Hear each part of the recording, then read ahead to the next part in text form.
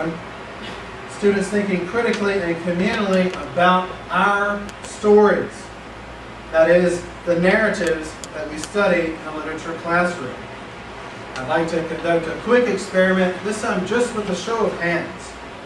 How many people here can remember the exact topic of a research paper you wrote in a high school literature course?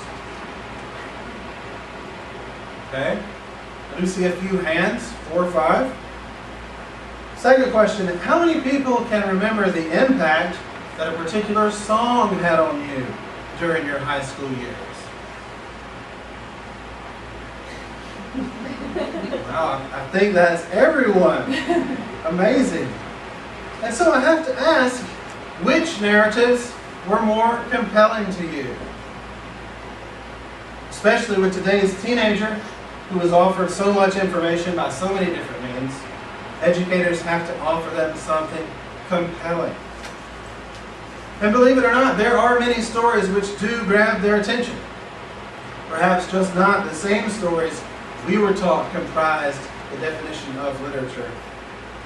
Once again, I have the choice of whether or not to shut my mouth. Who determines the canon of acceptable literature for our classroom? Is it just me or the students as well? Am I saying we should throw out Shakespeare, Hawthorne, John Steinbeck? Of course not. But I am saying we should include the stories of Twilight, of Eminem, of Alan Jackson, of Quentin Tarantino. And this can be done in small ways and large ways. One example of a small way is a brain prank I conducted with my students. I'll read this. I'm on probation, so my nerve's bad, and they say time flies. Well, mine's first class. I landed in the sky. I fell from the streets. I talk a lot of bull. I had to censor that a little bit and practice what I preach. Lil Wayne from Welcome to My Hood.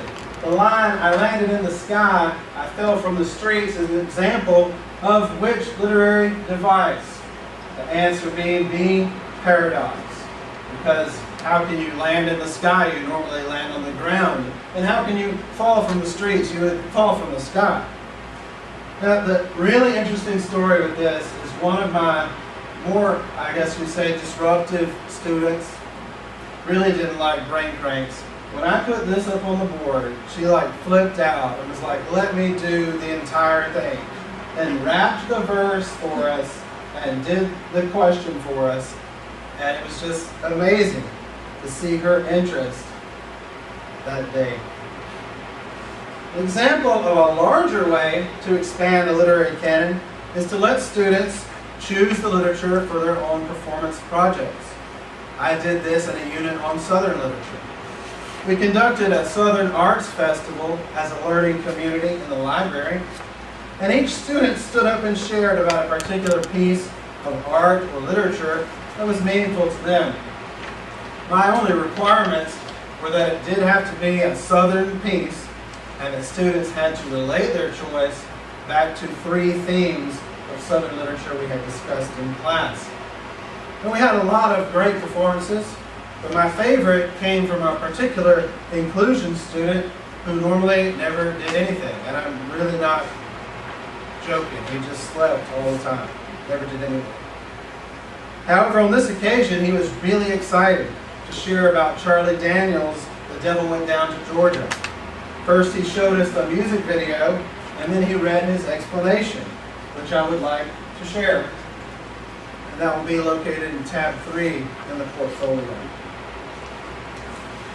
This song was played by Charlie Daniels in 1979. The Devil Went Down to Georgia is one of my songs.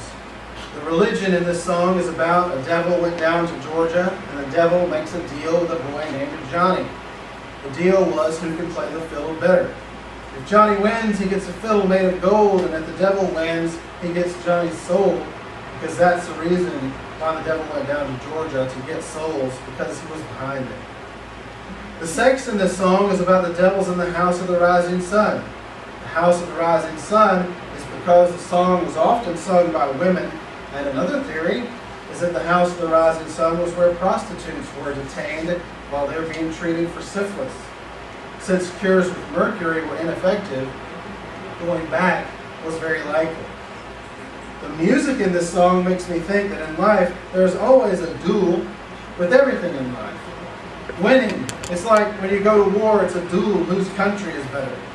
It's like in this song, the devil duels the little boy to a fiddle contest to see who is better. Now, my supervising teacher told me that this was the best work this student had done the entire year. And keep in mind, this came in late April. That moment was really one of my proudest of the entire experience. And it also brings to mind a suggestion that sometimes student choice about what content they're engaged with can actually be a very effective method of differentiation. Had I opened my mouth and said, no, we're only going to be analyzing William Faulkner, I doubt it would have gotten the same quality of work, if any at all, from this particular student. And a student would not have been able to step into the role of a music analyst, a cultural critic, to demonstrate his genuine knowledge of authentic modes of English language arts inquiry. But the literature purist will perhaps still demur, that's great and all, but what about Faulkner?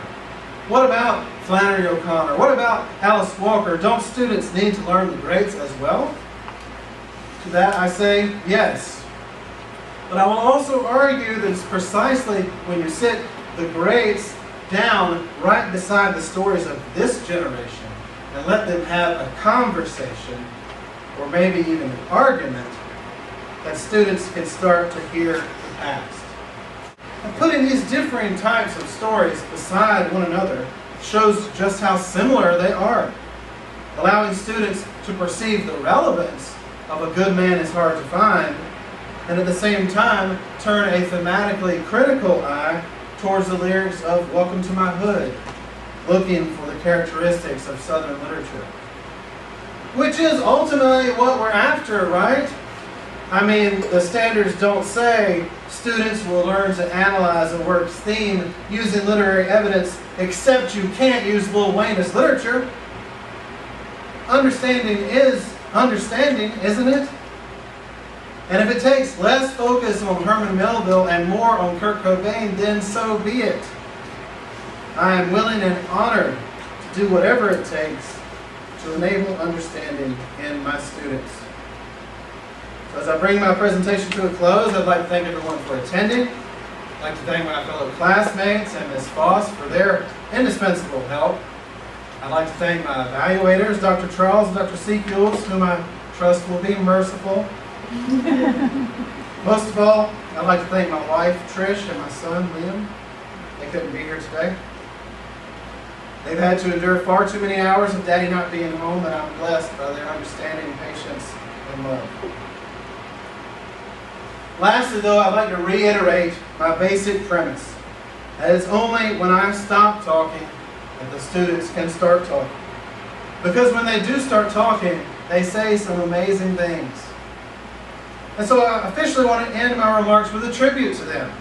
Something that I was inspired to write while listening to my students perform at a poetry cafe in the Media Center. And both of the poems that I've used can be found under tab 5. The second one being Streets Saying Things. Spied some kids flipping verses and seen they was alive. Cuz dropping imagery about how we had survived all the sex, guns, drugs, lies, that damn videotape.